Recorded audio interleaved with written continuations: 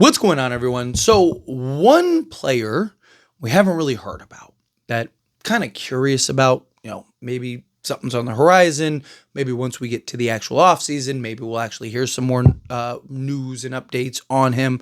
But it's the 36th pick in last year's draft that the Spurs traded to go get as a stash player, right?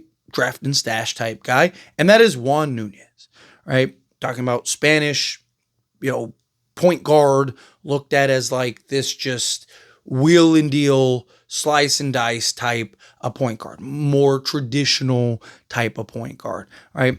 21 years old, literally just turned 21, so still very young. Now, this isn't something where they have to bring him in now, right? Like as soon as this season, they very well could kind of be patient with him, give him another year or two, but there's also a genuine argument of like, hey, get him up, get him into the program, get him into your system, especially if you're going to lose Chris Paul, right? Like maybe he's the guy that's coming in as like your second or third point guard, right? Because right now, assuming that they draft a Dylan Harper, I imagine you're going to have Dylan Harper operate as your point guard at times off the bench, right? Be the guy that has the ball in his hands a good majority of the time. However, it would be nice to have that other guard. And also, like, what are you going to do with him, period? Right? If you have Stephon Castle, De'Aaron Fox, and Dylan Harper, and those three guys are going to be your primary ball handlers, and the ball's always going to be in one of their hands, then maybe you look to find a team that is willing to take Juan Nunez and say, hey, here you go. Does he maybe get included in one of these trades, right? A Kevin Durant trade. You have the maybe that is another pot sweetener, right? Hey, here's a 21-year-old point guard that you need.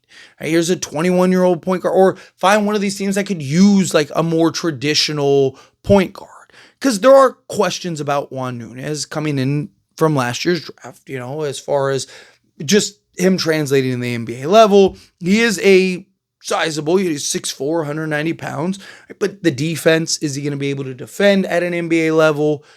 You got to be able to defend. You got to have that pace and space. You got to be able to look at Indiana and Oklahoma City, right? Two teams that they just have an abundance of athletic guards. They're running 3-4 guard units and all this stuff, lineups out there.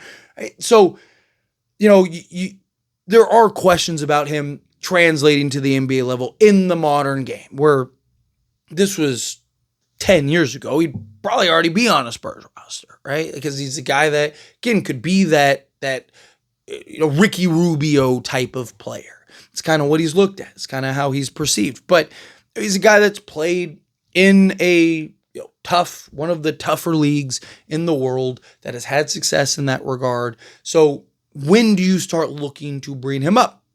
Again, maybe that's this season. Maybe, Chris Paul departs. It's like, well, hey, we have an easy Chris Paul replacement in Juan Nunez.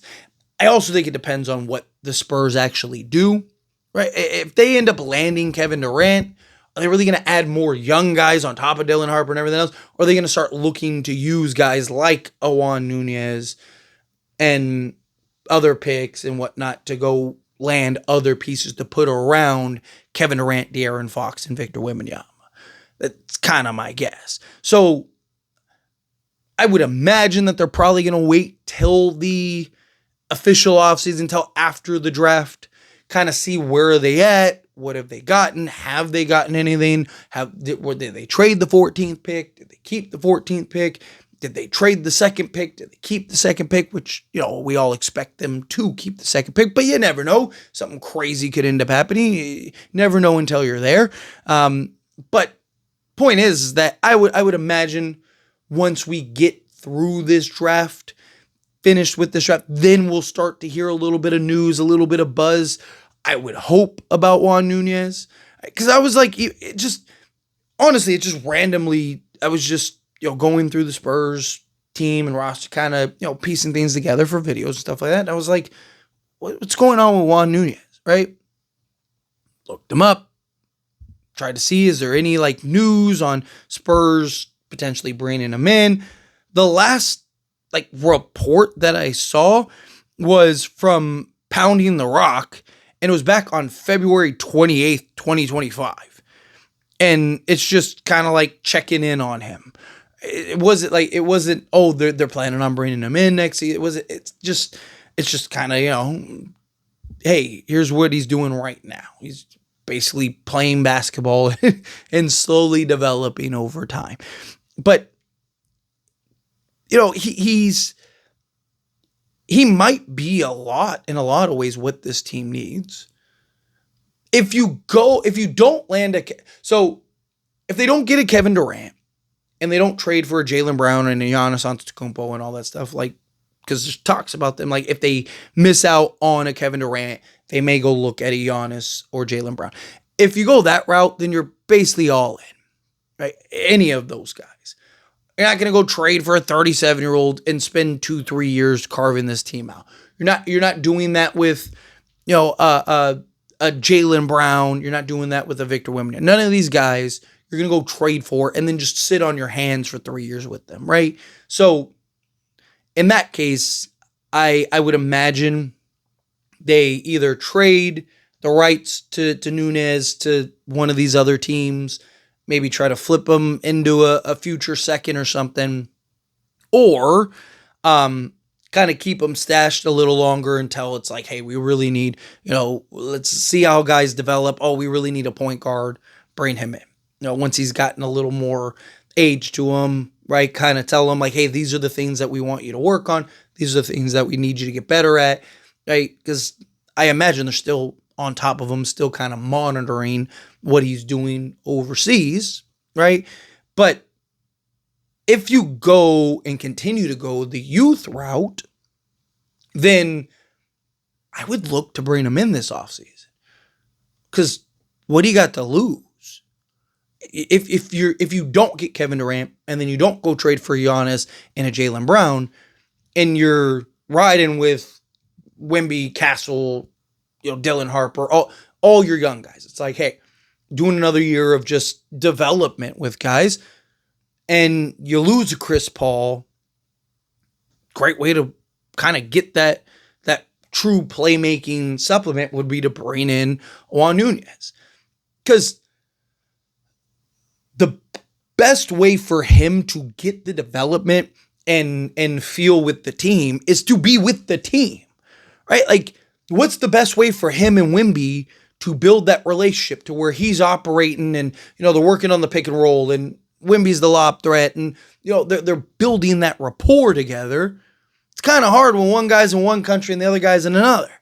But if they're on the same team and they're working together and they get minutes together and they're getting reps together and practice and, all of that, then yeah, at that point you do that. I wonder if the Spurs bring him in to like the summer league team, right? Do they bring him in to kind of go get a look at him in that regard and then kind of maybe make their decision from there? They bring him into the camp. I just, because at some point, granted, it's only been a year and he is still young. He's 21 years old, but at some point you'd imagine you want to bring him in sooner rather than later.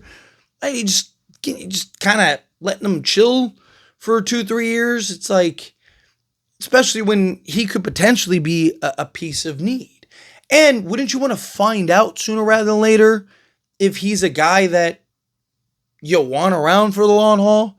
Right? Can he play at an NBA level? Can he defend at an NBA level? Can he shoot and score at an NBA level? Or is he just basically a distributing point guard that's like, we need more two-way guys and let another team try to figure it out?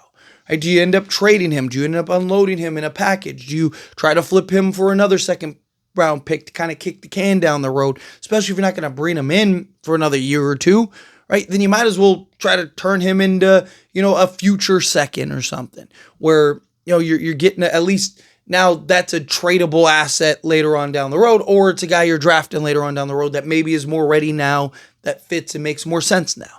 I'm hoping for some updates in regards to Juan Nunez. I mean, look, if we don't get anything and it's like they just keep him, I mean, lots of teams, the Spurs have done that, right? Where they've had a guy stashed for 4 years, 5 years. Sometimes they just never bring him over, right? But you imagine at some point you'd want to, because he was a guy that was looked at as like, oh, wow, that was a great pickup for the Spurs, right? Kind of a Spurs guy, a guy that, many thought could even go in the first round.